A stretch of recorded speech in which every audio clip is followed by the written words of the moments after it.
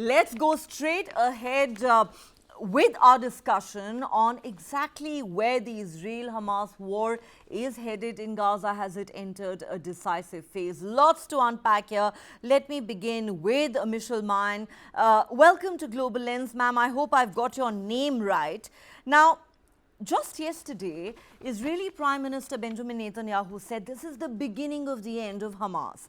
Now, Defense Minister Yoav Gallant has said that Hamas is at near breaking point in Gaza.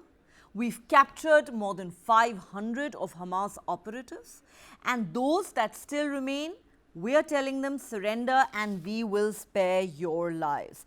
The question is, do you believe that the war is indeed at a very critical juncture as far as Israel's military objective in Gaza is concerned? First, Neha, thank you so much for having me on the show. Indeed, we're in crucial times, and we have set very clear goals for our war. This is a war we didn't wish and we didn't start, but we are very determined to finish without the genocidal terrorist organization Hamas sitting on our border, and our military groundwork is being held in a very continuous manner, and we are seeing the pictures. We are seeing the terrorists that are surrendering. We are also starting, as the rule of Hamas is starting to be unstable, we are hearing more and more from the Palestinian civilians who are saying what we were saying all along, claiming that Hamas has led to this destruction, that are calling out the situation as it is.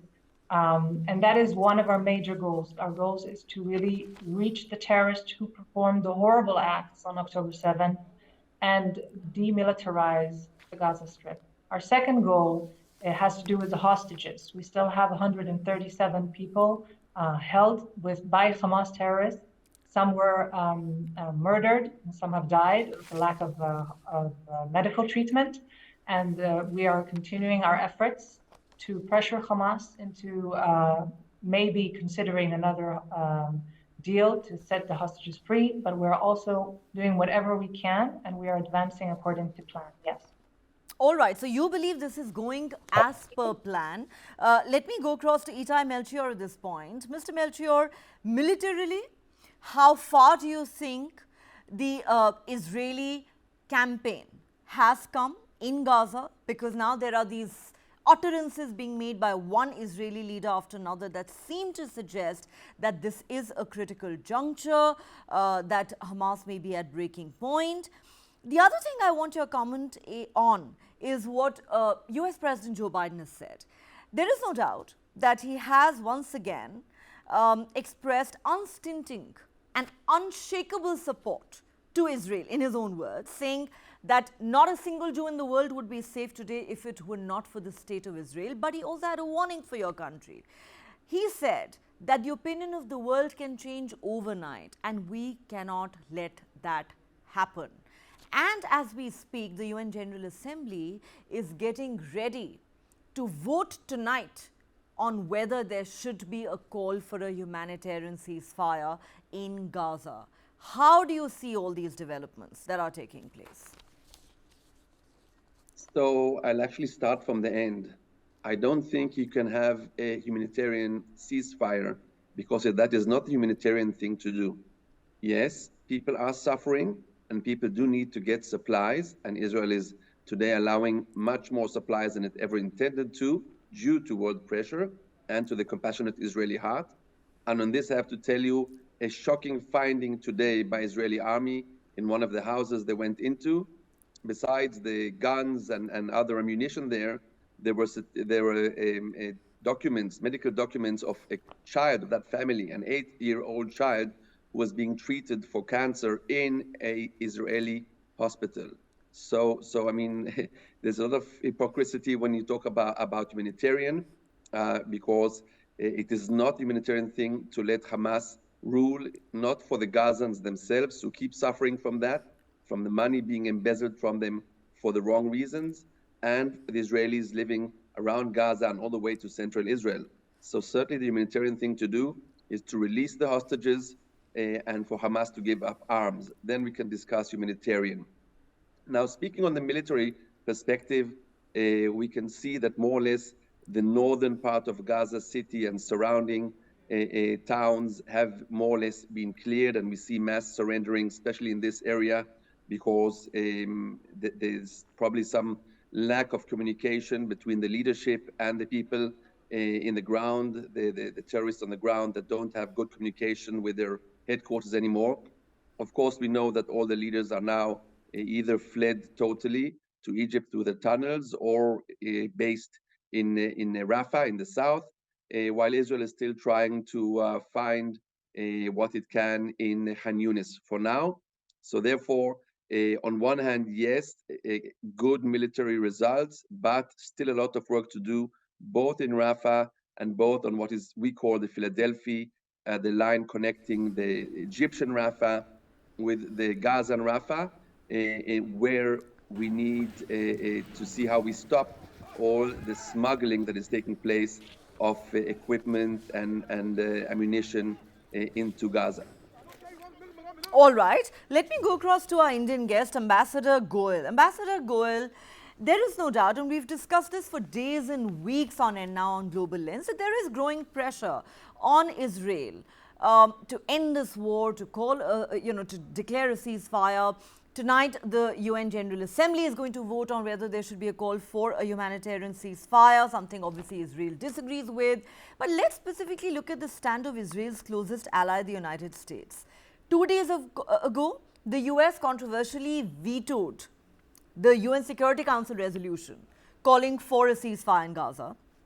On Monday, you had President Joe Biden saying, we will continue to offer unshakable support to Israel. Were it not for the state of Israel, not a single Jew in the world would be safe.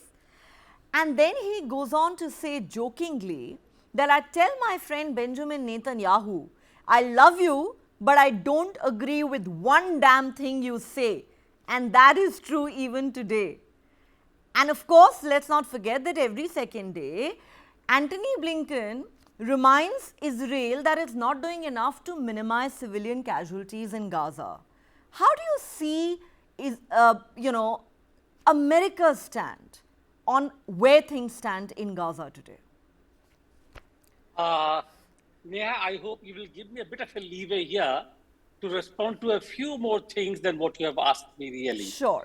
First of all, as far as Joe Biden is concerned, Joe Biden has cracked jokes before. He is known to be a bundle of humor.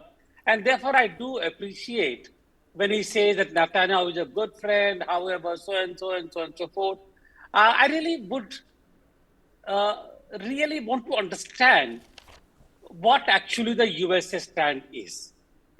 There is so much of confusion. There are so many contradictions. Yes. On the one hand, they veto a resolution in the UN Security Council for humanitarian needs for the people who are suffering in Gaza. On the other hand, they advise Netanyahu to basically be careful about the civilian population, this and that. That reminds me somehow of 1971. Pardon my saying so. When India was actually in Bangladesh, at that time East Pakistan, because of the genocide being committed by Yahya Khan and Tika Khan in Bangladesh, and Indian forces had no option but to enter into then East Pakistan to create a situation when the refugees could go back. And what we had was a lip service about the humanitarian need, but not an inch of support. And therefore, I would take the stand of America, the USA, with the same pinch of salt because there is a lot of confusion. I know for them, the supremacy and the safety of the USA is the paramount. Therefore, they can go into Pakistan to kill Osama bin Laden, but take objection to even a rumor or something about Panun or Nizar. Therefore, there is a lot of contradiction here. I will accept that. I agree, 100%. USA being superpower, we have to accept what it says because after all, it is the only superpower in the world, number one. Number two, I also agree with Joe Biden when he says that there had been no Jews in the world if there were no Israel. I agree completely. Israel was created to accommodate the Jews escaping Europe in the wake of the Holocaust. Europeans didn't want Jews at that time, and therefore in 1917, Balfour went to the Palestinian lands to create Israel. I completely agree that it has been the land of the Jews and the Arabs and so on and so forth more than 3,000 years. I agree completely. But the point is that there were Arab Jews even then in 1917. They were living there. Israel was created for the European Jews because Europe didn't want Jews. And therefore, I agree with Joe Biden that there would be no Jews on the face of the earth if there were no Israel, because Israel was created for the Jews. And there would have been no Jews otherwise. Anyway, having said all that, what I would like to know is I have full sympathy for what Israel is doing. We have fought the terrorism from across our borders for decades and decades together. And therefore, when Israel feels this kind of anguish at the terrorist attack, I understand. My one or two questions really here. Why is it so difficult for Israel to pinpoint where Hamas is? They have Mossad. The Hamas leadership was actually trained in Israel by Shin Bet. They know Shin Bet knows the tactics of Hamas. They should know where Hamas is. And why can't they actually, when they're waging an attack on Hamas, why can't they be more precise rather than killing 18,000 Palestinian civilians to get hold of about, even if I accept the claim, 500 Hamas people? Why? I mean, do we accept that kind of civilian collateral? Why do we need to basically commit a situation when the Palestinian women and children, and incidentally, according to the same data, Yes. 12,000 of these 18,000 are women and children. Were women and children. And again, you know, these are figures Yes. that are constantly disputed by Israel because they say, how do we trust Absolutely. Hamas? The figures have been put out by Hamas. But the world is watching. All said and done, just like the horrific massacre of 1,200 Israelis took place on the 7th of October, the world is also watching with horror what many Absolutely. are now terming a genocide of the Palestinians in Gaza. So you raise some valid points, sir, that, you know, can we accept the killings of 18,000 Palestinians, 60% of them women and children, as mere collateral damage in this war that Israel is fighting against Hamas? But it's interesting you raise questions about why Mossad couldn't have pinpointed Hamas's exact location. Well, they of course say